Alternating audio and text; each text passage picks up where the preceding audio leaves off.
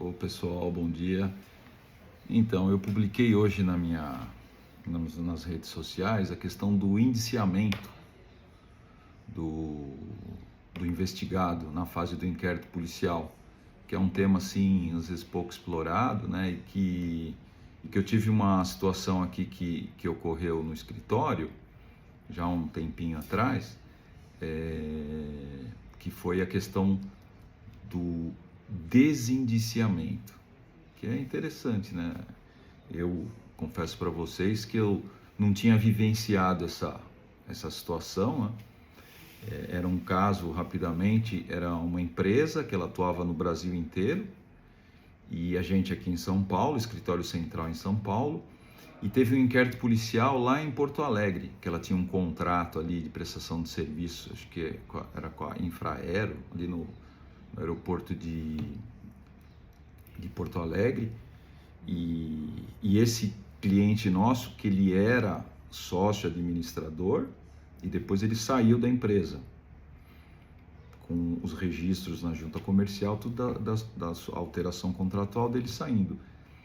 E o que aconteceu objetivamente? Era uma questão trabalhista, que tinha um mandado ali para cumprir uma determinada obrigação, a empresa não cumpriu, o juiz do trabalho oficiou a Polícia Federal, porque a Justiça do Trabalho é federal, instauraram o inquérito policial e começaram a investigar, colher elementos para uma eventual ação penal.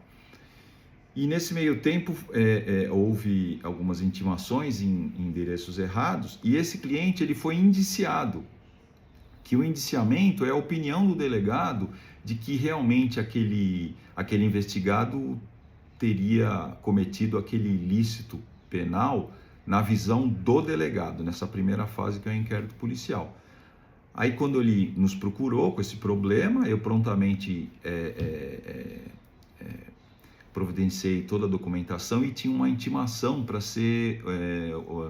para prestar o depoimento perante o delegado da Polícia Federal, e com a facilidade de ser por videoconferência, que o delegado lá de Porto Alegre mandou o vídeo para nós, o link para nós, e a gente prestou os esclarecimentos.